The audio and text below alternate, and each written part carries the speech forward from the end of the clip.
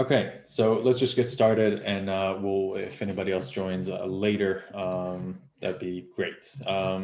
One thing, and if you're part of the people who've spoken with me in the past, what I will tell you is, even if we don't get a chance to work together, I highly recommend that you do federal funding, and that's because the federal funding budget for, I'm sorry, this needs to be updated, but the federal funding budget for 2021 is about $140 billion.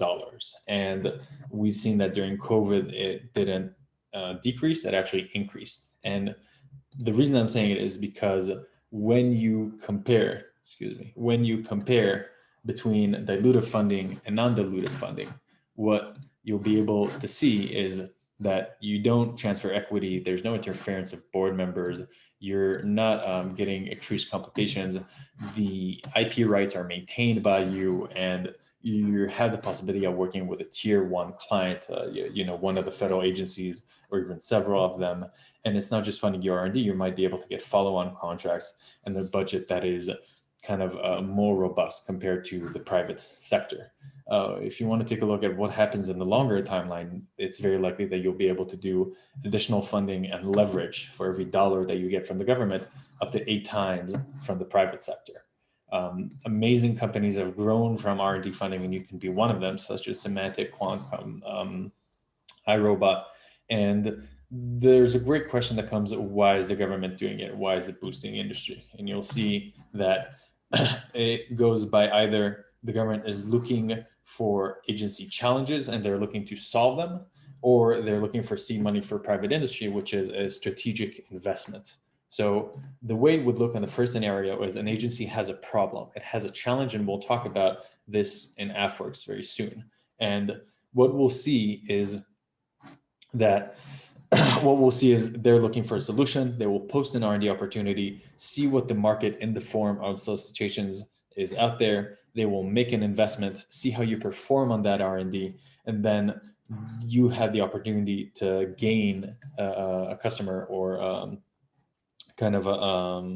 have the agency as an early adopter. The other one is they're using it as seed money for private industry, that you'll have agencies such as National Science Foundation looking to fund the next huge company, high risk, high reward type of solicitations. And you'll see that the NSF will do, and they'll ask stuff like, what is the next project? How is what you're doing groundbreaking compared to what's happening today? SBIR funding usually works in phases. So that would be a phase one, anywhere from 50,000 to 250. Phase two prototype stage can be 750,000 all the way to 1.6 million.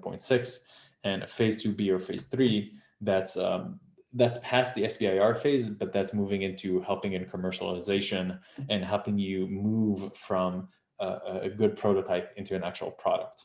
SBIRs, even though that they're billions of dollars, they're only a small fraction of the R&D budget. So what many times we'll do with a client is we'll start with SBIRs if they're eligible, and then over time increase it and start applying for broad agency announcements and more complicated opportunities that have continuous funding that is not just for the next 3, 5, 6 months. It's continuous and ongoing, anywhere from $100,000 to $65 million. Some programs have $100 million budget, and there's no actual ceiling. So it depends on the actual project that you're looking for. It's not regulated or as strict as SBIR funding, and it's definitely broad. So topics are can vary between different TRL stages and what is needed. Let's move to what you can factor in. You can factor in salaries of R&D staff, subcontractors, instruments, materials, facilities. So let's say this is an example that Iran has given in the past. If you have the CTO or an engineer working 30% of their time on their project, then 30% of their salaries can be dedicated to it. If you have to use subcontractors or you have to buy more materials, these are things that you can factor within the solicitations. Also, a nice kick is the government understand that you can put up to 7% profit. So it doesn't have to be 105% of the budget has to go on R&D. It is okay if there is a profit incentive there. What we're going to be talking about, and specifically now moving into AFWERX, is basically these R&D funding contracts can move into B2G. You'll see AFWERX is just one of them, but the Defense Innovation Unit, X-Tech Search, the Army Applications Lab, the Navy is now a Naval X. They're building programs that try to move really fast into R&D that becomes an actual product. Important dates, because we're talking about AFWERX, yesterday they have released their focus areas, which we're going to talk. The actual time for solicitation is January 14th, and it usually closes on February 18th. Last cycle, because a website crashed and etc., they extended the deadline for about a week and a half, but we're going to set ourselves straight. Around, correct me if I'm wrong, we usually try to set up so we have a submission ready about a week before the deadline, correct? Yeah, that's correct. Okay, just because website crash many times, so we don't want to be submitting at the last second because faults always happen. So let's just dive right into it. Again, you'll see on the right, you'll see the QR code, scan and book a call. If you're interested, if you have further questions, you can scan the QR code and book a call with me or Sasha. But AFWERX was founded in 2017, where their entire solutions was solving problems that they were unaware of. And they have, we're going to be talking about, they have come up with their open topic policy. And their open topic is need to find an Air Force challenge that you'll need to engage with somebody within the Air Force. They'll move from a small bet to a bigger bet, and we're going to be discussing numbers. But the whole idea is describing how a tech, even if they haven't heard of it, even if they weren't exposed to it before, how can it solve that program and an Air Force challenge, like we discussed. There's four kind of key factors. One, when we try to position a company, it would be one, the innovation, two, the military need, three, explaining the team, and four, the commercial success. That's kind of in general.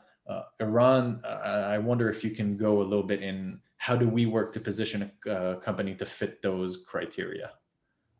Well, regarding the innovation, it's basically describing the technology itself and explaining why is it innovative, why is it groundbreaking and different than everything else that is available in the market at this point.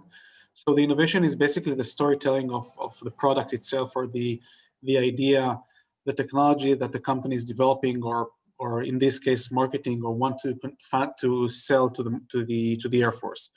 The military need is either that we know from other companies that we worked with, or searching the internet for a specific need, specific cases or articles that describe a specific need. For example, if we have a company who's working in the recruitment field, then searching for we had a company that worked in that field, and we found a lot of articles that describe the problem that the Air Force is having on that field, how many recruiters they're missing, how many people they need to recruit, and what's their problem, and that they can't recruit high level of people or enlistees to the Air Force. So that's how we tackle this one. The strong team is just making presenting your CVs and resumes in a better way, or bolding or putting an emphasis on the parts in your resume that is important for the development, or for the product itself, or for the project. So, for example, if we're talking about an AI product, then we will focus on your AI capabilities, on diplomas that you have had before, anything that shows your interest, your past experience in that field.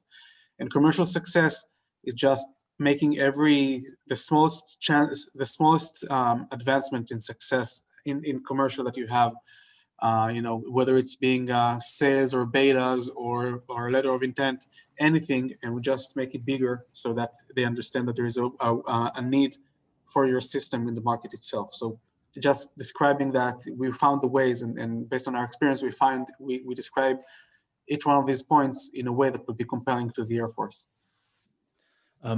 Does an agency does a company need to have prior experience in working with the government before they engage with AFWERX? No, it's not necessary. I mean, whatever, if you have that, it won't hurt, because they know that you can deliver. They know that you have worked before with the government. But AFWERX is kind of like they're looking for the startups that have never worked before with the Air Force, because they understand that this is where the innovation lies, and they know that they don't know everything, and most of the opportunities and the technologies that are available there that could help them solve problems are not known to them and are developed or owned by companies who have not worked with them before. So they're wide open for companies who have never worked with them before, and they even encourage them to submit applications. Okay, great. The next phase and the next step is, how does that look like? Phase one is customer exploration, like Aran discussed, and these would be a lot of small bets of up to $50,000. These bets aren't there to make you rich. They're not there to kind of move the needle per se. They're there to basically, it used to be a little bit of travel, but now it's enough to find. Should be enough to find who's going to be the end customer. The phase two right now, and phase one should be about 2 months and then one reporting period for you to go and find who is a potential customer. A phase two is for you to go and actually build a prototype with a champion from the Air Force. A phase two requires an MOU, a memorandum of understanding, and that memorandum of understanding is between you and the end customer, the person who's going to be piloting it. And that is used to then get transferred within the Air Force for the agency, for the program who's actually going to be paying for it. So, but because the person who's going to be piloting on the technology isn't paying out of pocket, that needs to move into the program for them to understand that there is a strong need and it's worth funding. The third phase is commercialization and expansion. And we've seen companies that were able to build a strong prototype phase, and they were able to get $6 million in match funding. 3 came from the Air Force and another 3 from the private sector. Aran, just a quick question on MOUs.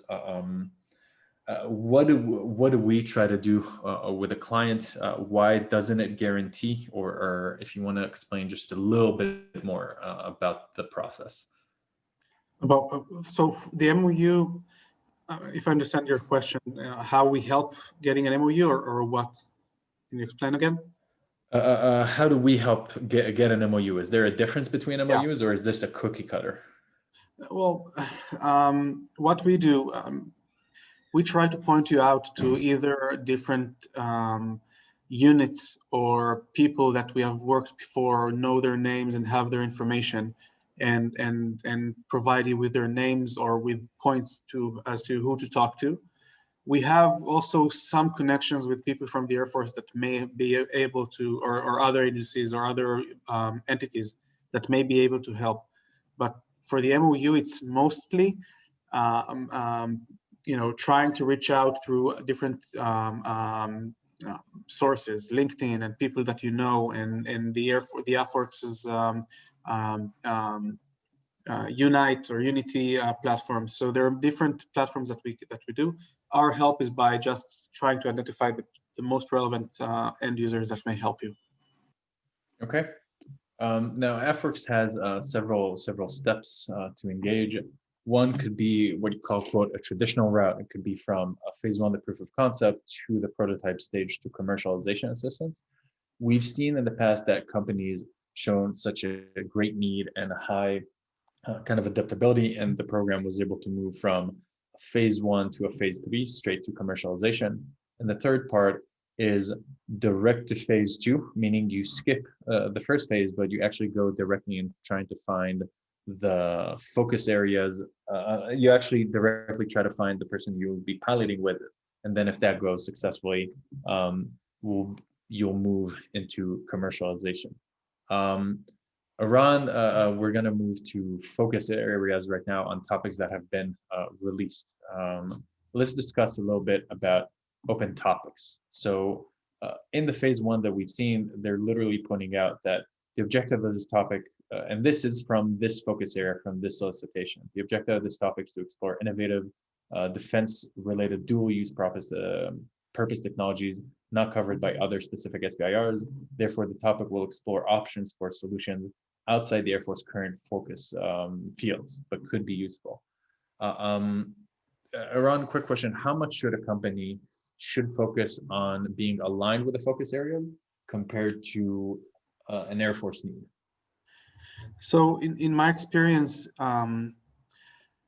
it's not that you know, one of the focus areas is an area that they call blue sky, meaning that, you know, whatever it is that you have, if you find if you can show us where we need you, then we may consider that and may award you. And in our experience, most of the applications that won for us in AFWERX weren't aligned with the focus areas, and they encourage you to submit even though you don't find a fit in the focus areas. So obviously it won't hurt if you can align yourself perfectly with one of their focus areas, but it's not mandatory. So you can submit whatever you want as long as you can prove to them or convince them that is there an actual need, an actual problem that you can solve for the Air Force, and show that, and you know, give names and give examples and stuff like that, and also show them how you can make money in the commercial world.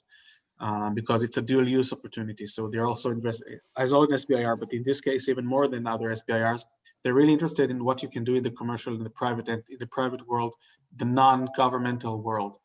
So focus areas are good for you to understand what they're looking for. But as Dr. Bill Roper said, the Chief Acquisition Officer in the Air Force, he said, I mean, there wasn't a technology, there wasn't an opportunity that was presented to me that the Air Force couldn't tap to and use afterwards. So everything is available for them as long as you can convince them that there is a need. Okay. And another part in the phase one, how much focus do you guys put from the profession department on already finding the end customer, or we work to put the phase one on describing the general Air Force need? I mean, we're describing in phase one, you don't have to find a specific user. You need to find examples and show how they can be used. In phase two, you already know who the end user is. So in phase one, we don't name a person. Sometimes we'll show, you know, I gave the example of the recruitment before, so I can give the examples of the major recruitment or personnel units in the Air Force. So I will say that Air Force half A1, the Air Force's command headquarters of the Air Force may be a relevant users, or specific squadrons that are dealing with recruitment. So I may name them and give a few numbers and a few information, a few examples, but not specific user, because most likely we never talked to them and they didn't give us their approval that they want our system. So I don't want to, you know, I don't want to limit myself. So in phase one, it's all about showing them that there is a market for me. In phase two, it will be something completely different. Okay.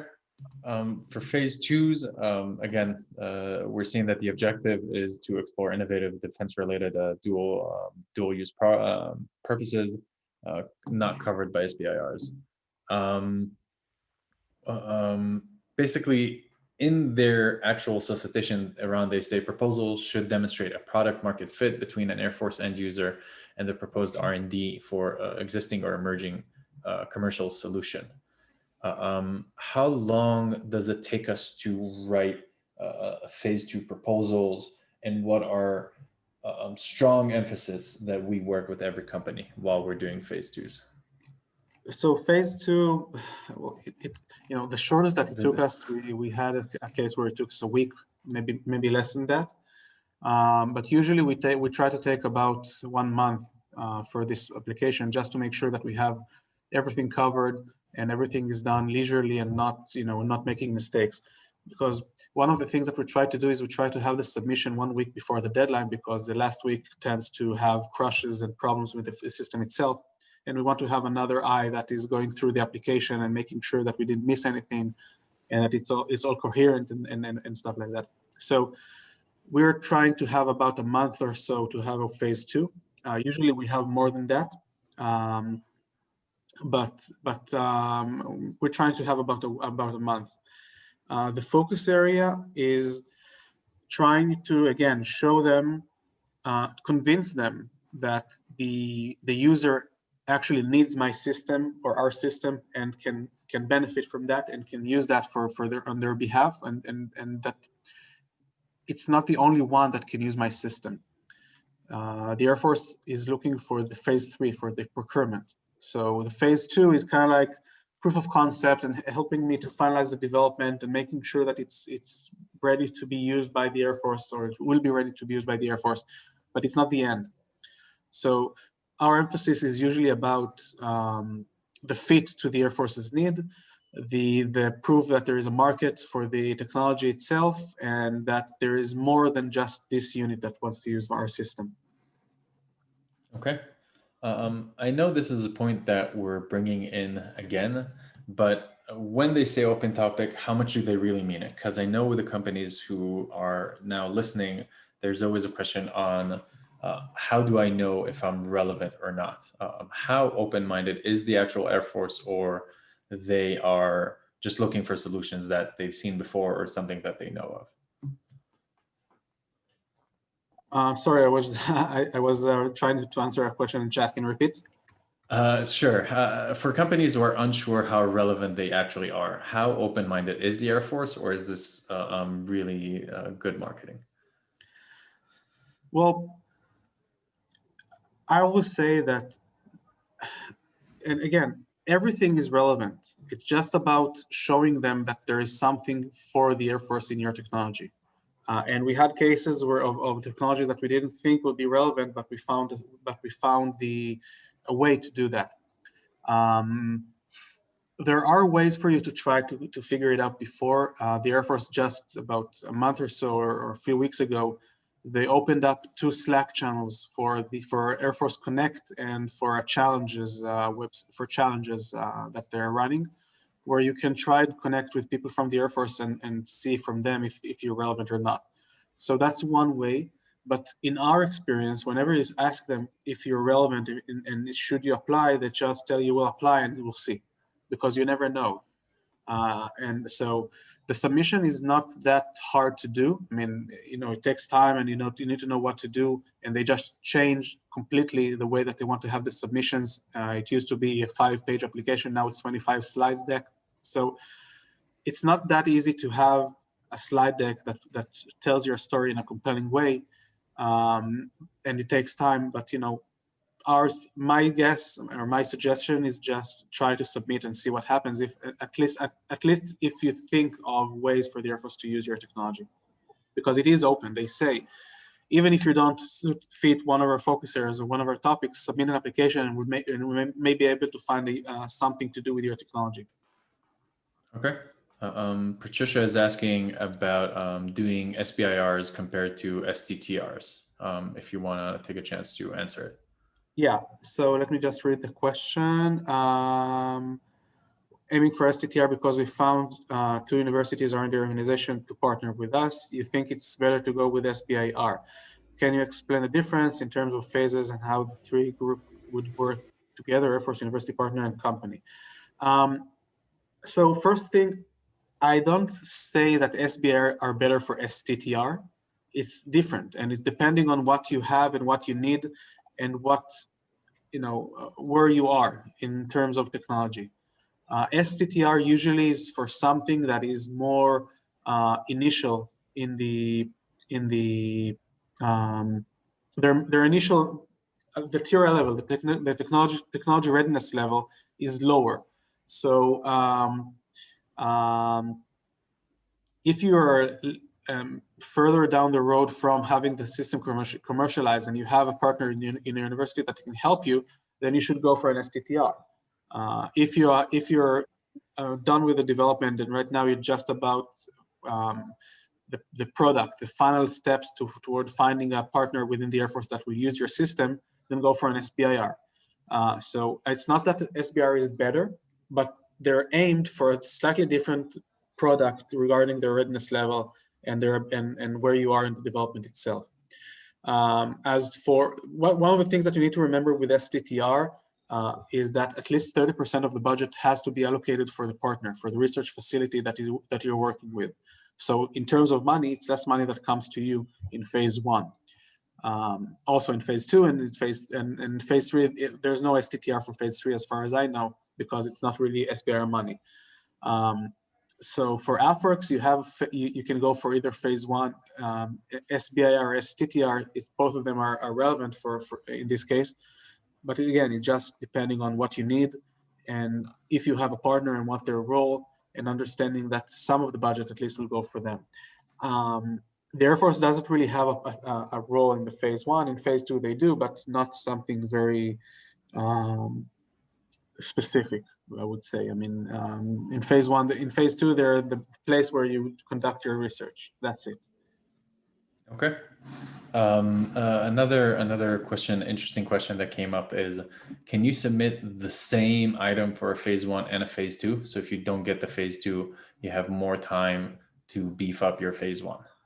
So not only that you can do that, it's encouraged, but it's encouraged in the direct to phase two. And we had a number of companies that we've done that over on the last cycle, where we submit a phase one and a phase two. It's entirely the same. It's very similar to one between themselves. Yeah, it's possible to do that. Okay. Just a couple discussing deadlines and timelines. We have an early bird date and deal. So if you're interested in speaking with us and working with us ahead of time, definitely before our deadlines, definitely scan or email me at yoav@eaglepointfunding.com, or just scan the QR code and book a call with us for the next week and a half. We have an early bird special till December 25th for companies, and we have a last chance deadline by January 15th. Around the solicitation window is February 18th, if I'm not mistaken. Yeah, 18. 18 is the deadline.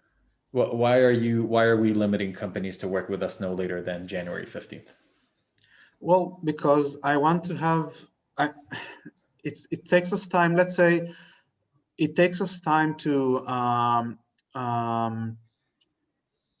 start the process itself, to find the perfect way for us to work together, to really learn what you're doing and provide you with actual value, and not just ask you to write everything up and provide more. We want to be an active partner and to do a substantial part of the work itself in the application. We want to have a chance for ourselves, number one, to have another eye that is reviewing the application and going through everything and making sure that we didn't forget anything, or that there aren't any typos and stuff like that. And also on the logistics side, we want to make sure that you're registered at all of the website, and have your cage code and dunce number and everything is working according to plan. So that's why we try to start working as soon as possible on that, just because we understand that there will always be unforeseen problems with the submission itself. So we want to make sure that when we work on the application, we're not getting to the last minute, even though most of the time we do get to the last minute. But we try to do our best not to get to that point.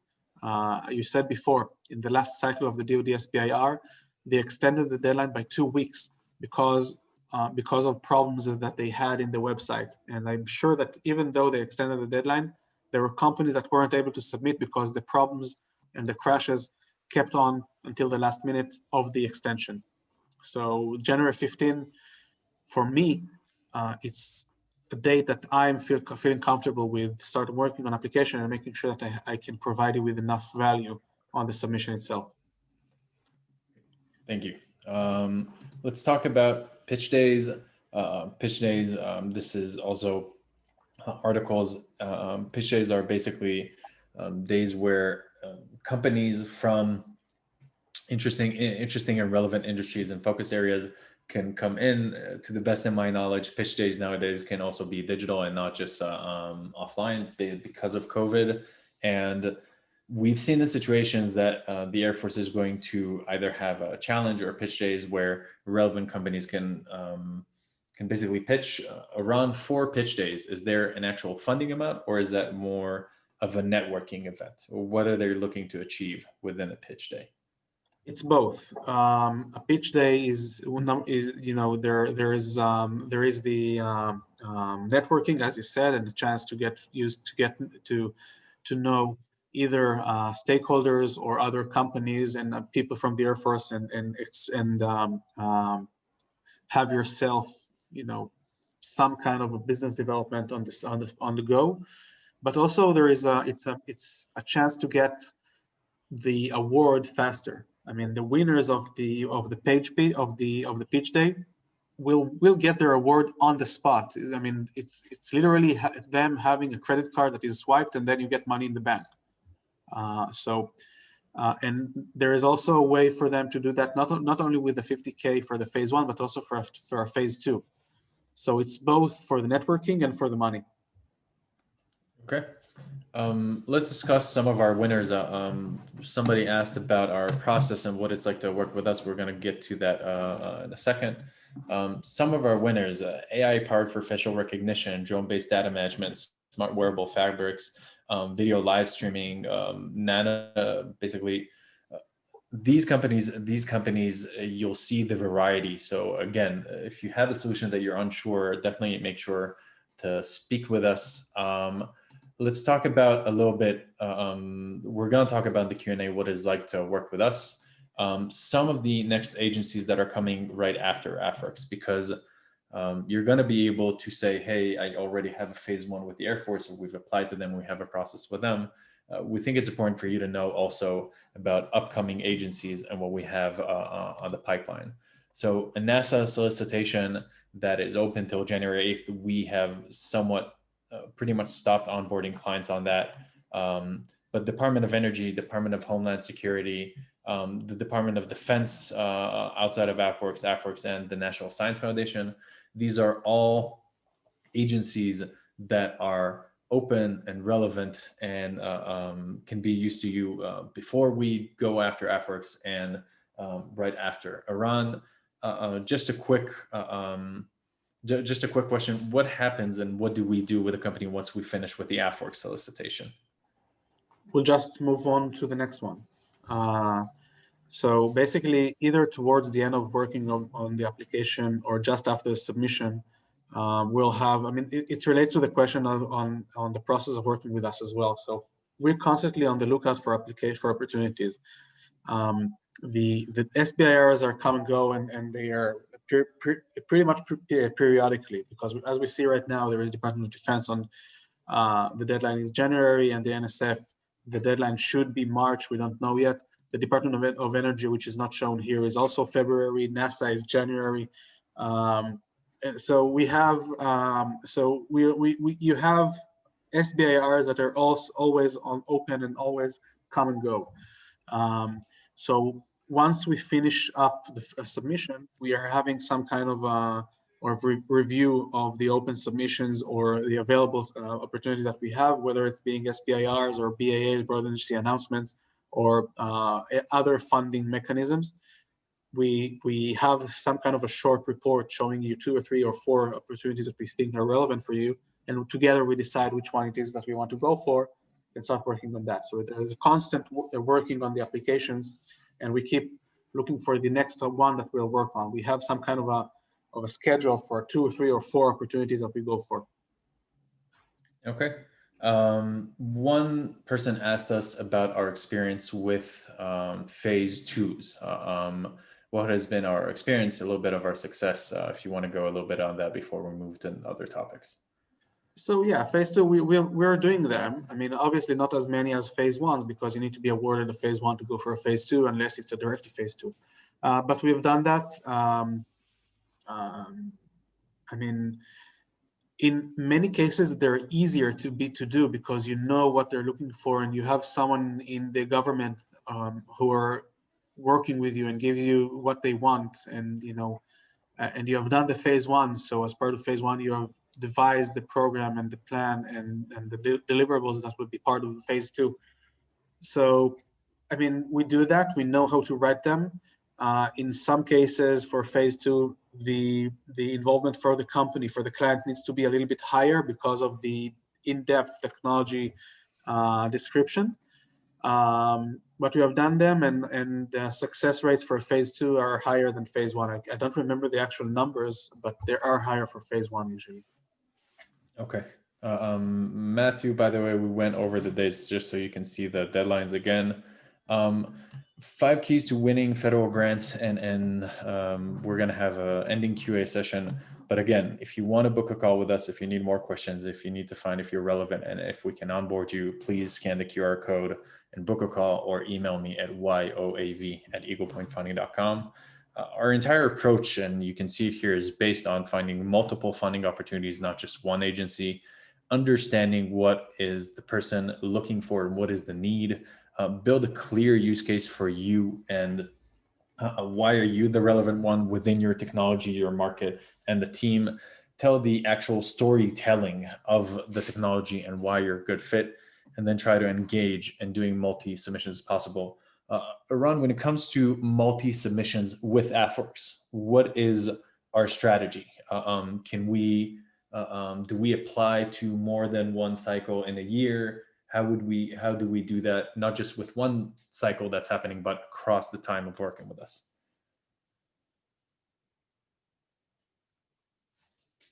Sorry, I was muted.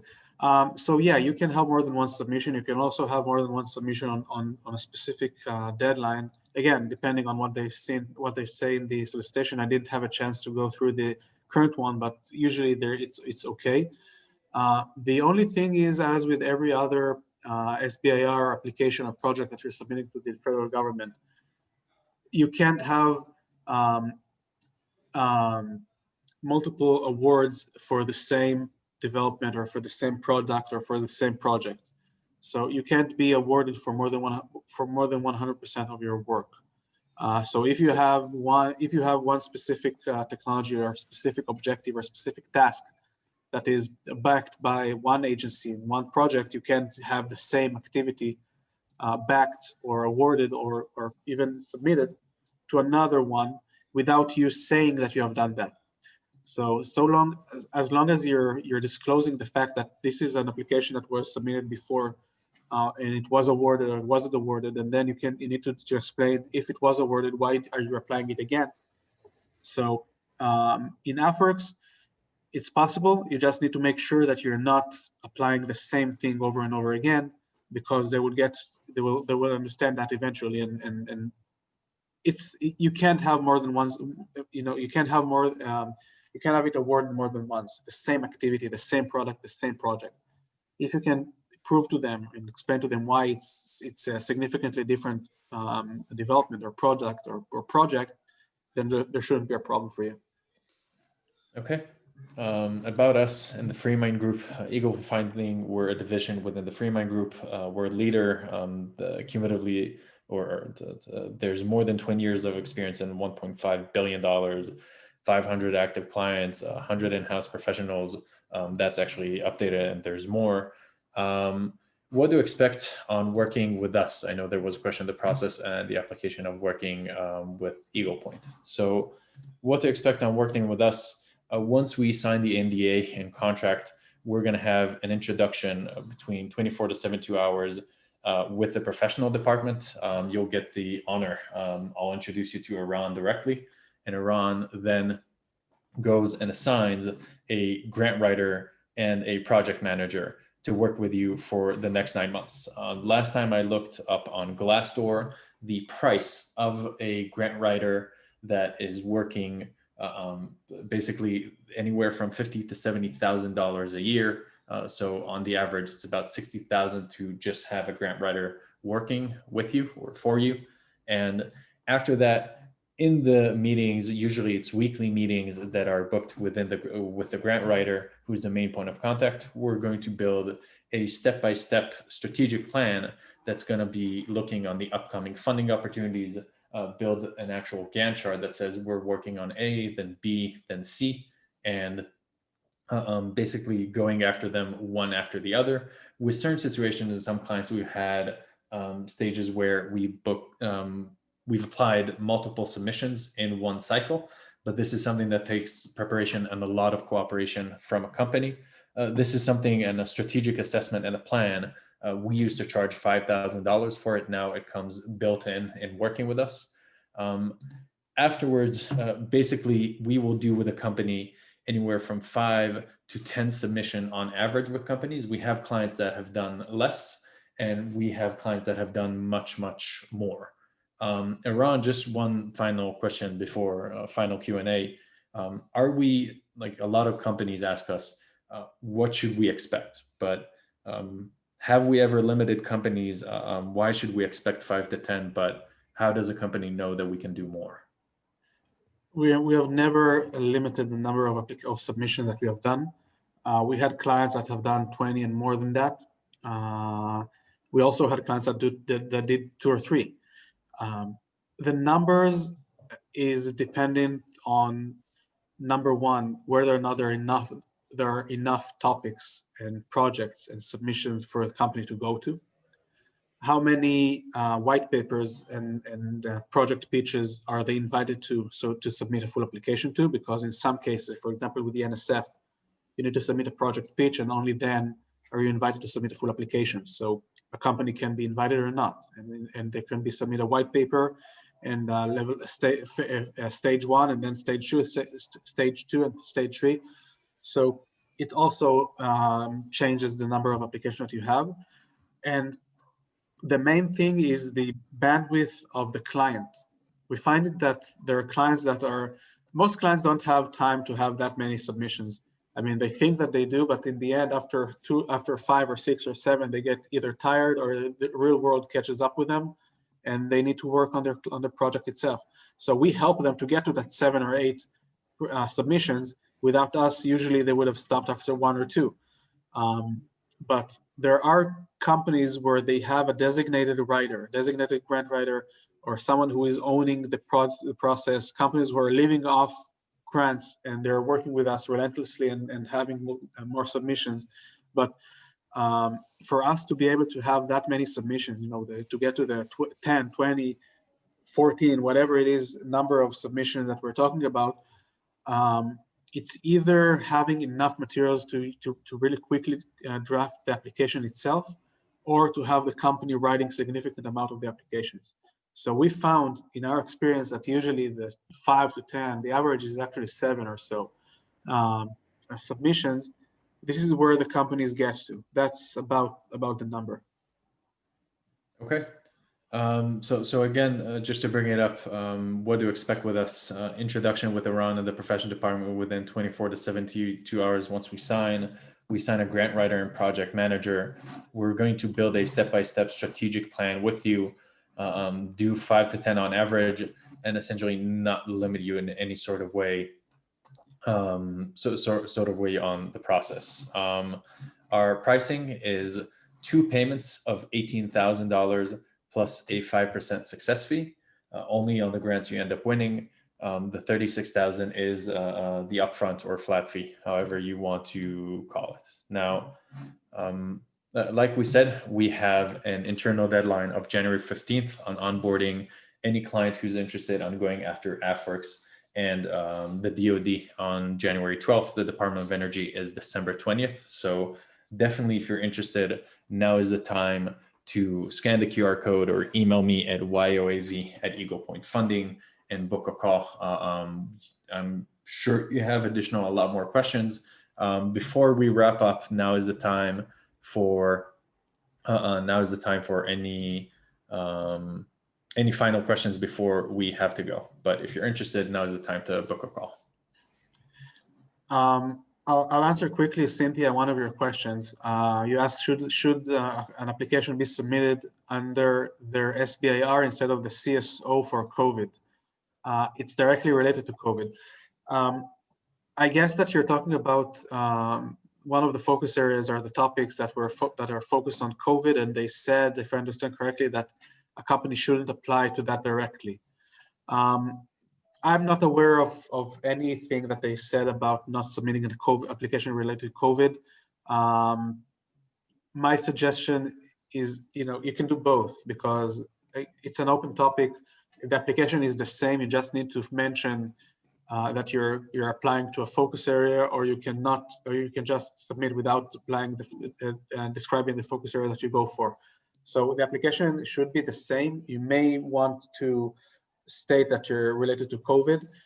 My guess is that for the future, for the near future, COVID is still an issue. But always think of what's next, because if you have something that has to do with COVID, it will be relevant for other things as well, for other future pandemic that will come. So always try to look at the big picture and down the road. If it has to do with sanitation, you know, it's relevant for every disease. If it's about social distancing, it's relevant for every disease. So think next step. What percentage of companies that sign with you are not awarded a grant? I would say that over a duration of a year, more than 50% of our companies are winning. So yeah, I think it's more than 50% win something. It can be one of the main things to understand is that these processes take time. COVID, the AFWERX application is fast. You'll hear back from them usually in about a month. So you know, if you submit right now, if you sign up with us, most likely, you know, by March, you will hear back from them, and hopefully most of you will win. NSF takes about 5 or 6 months to review. The Department of Energy, 5 months to review. The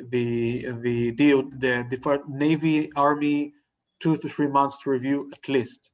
So it takes them time. AFWERX phase 2 right now, we had companies that submitted on June, and they still get a review, and no one knows when they'll get an answer from. So you need to be patient. And some of our companies who are working with us don't get an answer during the first year just because there isn't enough time for them to get the answer. So it's a tricky question. How many companies working with us are winning? I would say about half, but if they would have worked with us a little bit more longer, then there may be more time for them to get reviews, and then they will get a positive answer afterwards. They also make a relationship with the grant director if they want to. I mean, in most cases, with AFWERX, there is no one to talk to. With the NSF, there is almost no one to talk to. They tell you just submit an application and we'll review it.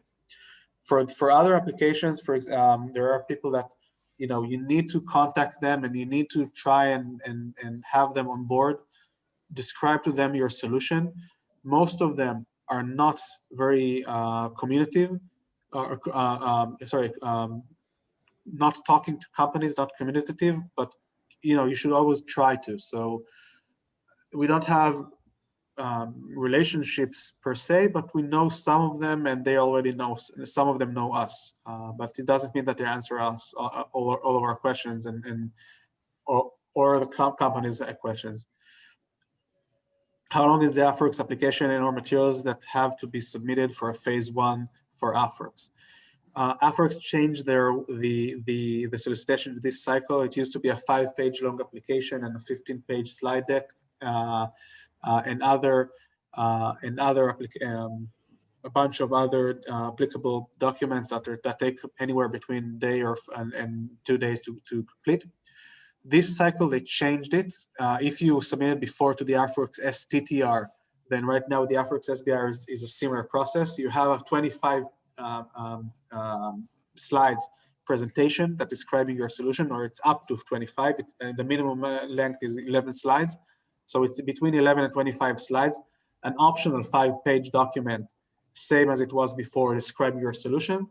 And a bunch of other documents, budget and budget justification and certification, and a description of your prior, current, and pending support, and your facilities, and your, what else do you have, foreign citizens in the company, and more and more and more. So there is, for phase 1, you have about 7 or 8 other documents that you need to have as part of the submission, not counting the cover page and cover sheet of the document, which are a bunch of yes or no questions describing your company. So it's not very long. It takes some time. The main work will be on the presentation and the document itself. Let's see, are there any other questions? I think that's it. Folks, thank you very, very, very much. I see more few faces that I've seen here. Thank you, anonymous attendee. We appreciate the feedback. And again, if there's any more specific questions, I would be more than happy to answer, but you can scan the QR code now and book a call. Either email us to figure out a little bit more about our pricing, or can we onboard you or not. Obviously, we screen every company that works with us. Even if you can't afford our services, it's not 100% that would be willing to take you as a client. So please reach out to us to figure out if it's relevant and if it's worth it. Eran, thank you so much. Thank you everybody that's here. We'd be most likely sending out a deck and a recording, so be sure to look that in your inbox. But again, Eran, thank you so much. And thank you everyone, folks who joined and attended. Thank you, everyone. Have a nice day. Bye-bye.